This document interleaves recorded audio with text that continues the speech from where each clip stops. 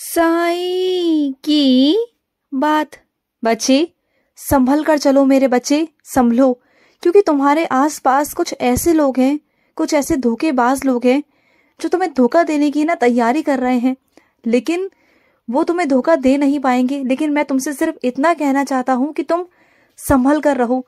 वो मौके की तलाश में है कि कब उन्हें मौका मिले और कब वो तुम्हारा इस्तेमाल कर कर तुम्हें धोखा दे, तुम्हारे साथ दगाबाजी करे। तो तुम संभल कर रहना। मेरा काम था तुम्हें सावधान करना, तुम्हारे कानों तक बात पहुंचाना, क्योंकि जो चीजें मैं देख पा रहा हूं वो तुम नहीं देख पा रहे। तुम्हारे पीठ पीछे क्या क्या बातें होती है और वो अकेला नहीं है मेरे बच्चे। जिस पर तुम्हारा शक है वो अकेला नहीं है, उसके साथ और भी लोग हैं। तो बाकी लोगों का पर्दाफाश भी मैं कर दूंगा। मुझे पता है कि अगर मैं उनका नाम ले भी लूं अभी, तो तुम्हें विश्वास होगा ही नहीं। तभी तो कहता हूं कि तुम्हें रंगे हाथों पकड़वाऊंगा। तुम रुक जाओ, बस कुछ दिन और रुक जाओ, बस तुम्हारे सामने सब कुछ ले आऊंगा। तुम बस इतना करना कि तुम किसी पर भरोसा मत करना अभी, चाहे कोई तुम्हारा कितना भी अपना क्यों ना हो, क्योंकि अपने ही अक्सर मेरे बच्चे दगाबाजी करते हैं। और जो ये दगाबाजी करने वाले हैं ये भी तुम्हारे कुछ अपने ही हैं, अपने ही समझ लो तुम, ठीक है। और सुनो, तुम्हें मेरे पालकी के दर्शन करने हैं तुम्हें मेरे पालकी में शामिल भी होना है, तुम्हारा बहुत मन है। लेकिन कुछ मेरे बच्चे इतने नाराज हैं मुझसे कि वो मेरे पालकी के दर्शन छोड़ो, मेरे मंदिर छोड़ो, लेकिन वो तो मुझे छोड़ना चाहते हैं। ऐसा क्यों हो रहा है मेरे बच्चे? ऐसा क्यों? इतना नाराज, इतनी नाराजगी अपने बाबा से, ऐसा क्यों मेरे बच्चे? क्या मैंने तुम्हारी आज तक इच्छाएं पूरी नहीं की? याद करो वो पल जब तुम मेरे पास आए थे और तुम्हारी सारी इच्छाओं को मैंने पूरा किया था। अब जो इच्छा तुमने रखी है वो मैं अभी पूरी नहीं कर रहा। मुझे पता है कि मैं क्यों नहीं कर रहा हूँ, ये कारण को मैं जानता हूँ, लेकिन तुम नहीं जानते हो। पर हर चीज तो तुम्हें नहीं बता सकता मैं। चलो फिर भी तुमसे कहता हूँ कि एक बार मेरी शिरडी आ जाओ। मुझे पता है कि तुम पहले भी शिरडी आ चुके हो और पहले मैं तुम्हें बहुत कुछ दिखाना चाहता था, लेकिन जल्दबाजी में कुछ दिखा नहीं पाया।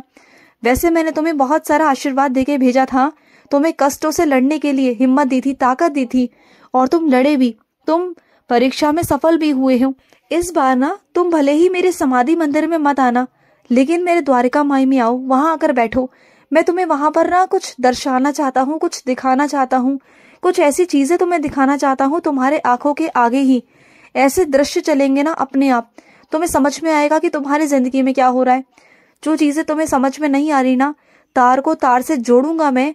तुम मेरे समाधि मंदिर में आओ या मत आओ, लेकिन द्वारिका माई आओ, वहां पर मैं तुम्हें हर एक चीज दिखा दूंगा। तुम आओ तो सही, इस बार आ जाओ बस, फिर बाद में नाराज हो जाना। अगर इस बार मैं कोई गलती करूँ तो अपने बाबा को माफ मत करना, लेकिन बस इस बार मेरे बच्चे सिर्फ एक बार अपने बाबा के दरबार में आ जाओ। सिर्फ एक बार आ तो जाओ, मैं तुम्हें सब कुछ दिखाना चाहता हूँ, सब कुछ।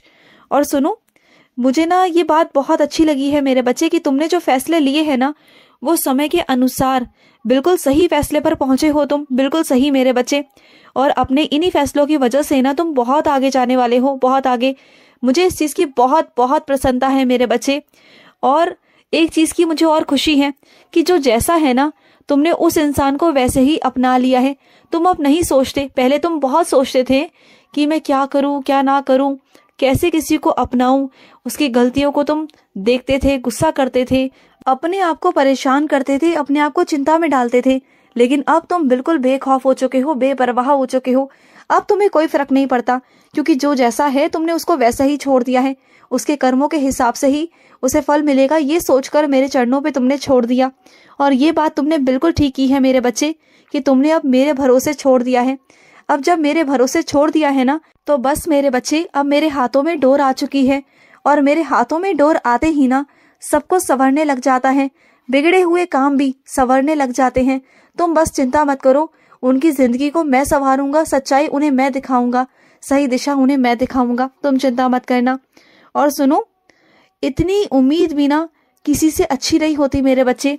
कोशिश कर रहे हो अपनी तरफ से तो अपनी तरफ से कोशिश करो, लेकिन सामने वाले की तरफ से उम्मीद रखना ये गलत है मेरे बच्चे, क्योंकि सामने वाला इंसान तुम्हारी हर एक चीज पर खरा उतरे ये तो नहीं हो सकता लेकिन हाँ, मैं इतना कह सकता हूँ कि अगर तुम्हारी मेहनत बहुत अच्छी रहेगी, कोशिश करोगे अपनी तरफ से, क्योंकि तुम अपने पर विश्वास कर सकते हो, किसी और पर नहीं कर सकते तो बस अपने ऊपर विश्वास रखो, कोशिश करो, सब तुम्हें प्राप्ति हो जाएगी। किसी के भरोसे मत रहना कि वो तुम्हारा काम करवाएगा। कोई किसी का काम नहीं करवाता मेरे बच्चे।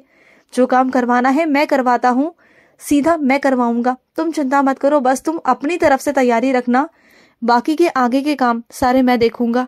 और सुनो, तुम कुछ लोगों से ना उम्मीद करते हो कि वो तुम्हारी इज्जत करे, इसलिए कि वो तुमसे उम्र में ना छोटे हैं, और या तो ये कह लो कि जहां पर जिस स्थान पर वो हैं या तुम हो, वहां पर तुमसे वो ओहदे में भी छोटे हैं। तुम्हें लगता है कि उन्हें तुम्हारा इज्जत करनी चाहिए, तुम्हें सम्मान देना चाहिए। लेकिन क्या है ना मेरे बच्चे, वो जो उनका वक्त है ना मेरे बच्चे, वो अपने वक्त अपने कर्म को खुद ही खराब कर रहे हैं। और दूसरी बात मेरे बच्चे, उनके जो संस्कार है ना वो वैसे ही हैं, तो उसमें तुम कुछ नहीं कर सकते हो। तो जाने दो उसे, उन्होंने वो वक्त चुन लिया है, तो अब वो वक्त उन्होंने जो चुना है ना उसमें वो अपने कर्मों को बना रहे हैं, तो उन्हें करने दो जो वो कर रहे हैं। उनके पास में जो होगा वो वही तो लोगों को देंगे ना।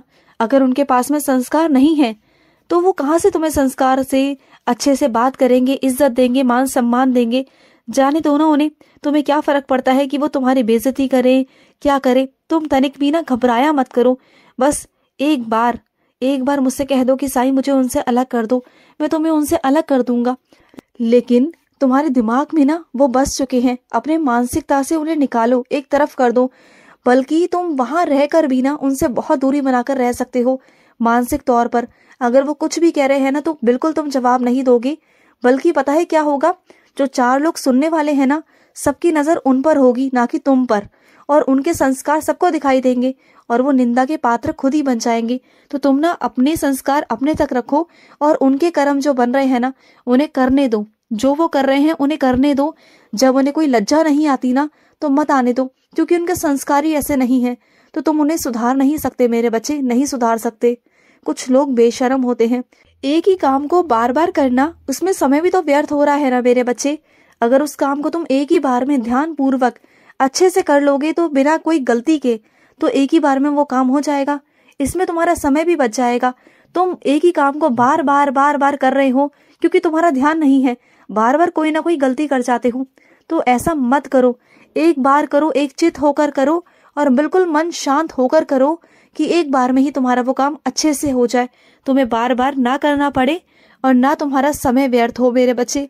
और सुनो, अपने गुरु को मानना, उनकी शरण में जाना कोई गलत बात नहीं है मेरे बच्चे। मैं नहीं कहता कि तुम सीधा मेरे पास आओ, तुम जिस घर में जन्मे हो, जिस धर्म में तुम हो, जहां तुम हो, जो तुम्हारे ईष्ट है, जो तुम्हारे गुरु है मेरे बच्चे, पहले उनके चरण स्पर्श किया करो, उसके बाद मेरे किया करो। मैं तुमसे कभी नहीं कहता कि मेरे करो, पहले उनके करो। जो तुम्हारे कुल देवी देवता है पहले उनके करो, अपने घर के बड़ों के करो, उसके बाद मेरे करो। क्योंकि तुम्हारा और मेरा रिश्ता वैसा है ही नहीं जैसा तुम्हारा रिश्ता सब लोगों के साथ में है। तुम्हारा और मेरा रिश्ता बहुत अलग सा है, दिखावे वाली जिंदगी नहीं है उसमें, ना कुछ ऐसी चीजें हैं कि दिखावा करना पड़े। तुम जब मुझे नमस्कार करो ना करो, बस तुम मेरी ओर एक बार देख ही लो ना, बस मुझे यही काफी होता है कि मेरे बच्चे ने मेरी ओर नजर तो मारी। बस मुझे इतना ही काफी होता है कि मेरा बच्चा मुझसे बहुत प्यार करता है और मैं तुमसे बहुत प्यार करता हूँ। और प्यार को जताया नहीं जाता, लोगों के सामने बार बार जता कर नहीं दिखाया जाता, क्योंकि तुम्हारा और मेरा प्यार जो है ना वो बहुत गुप्त है। और किसी को बताना मत कि तुम्हारा और मेरा प्यार कितना है, नजर लग जाएगी हम दोनों के प्यार को, है ना। और सुनो मेरे बच्चे, कुछ मेरे बच्चे ऐसे हैं जिन्होंने जीने की कोशिश की है मेरे कहने पर, और उन्हें मैं रास्ता दिखा भी रहा हूँ। लेकिन कुछ मेरे बच्चे ऐसे हैं जिन्होंने जीने की आस ही छोड़ दी है।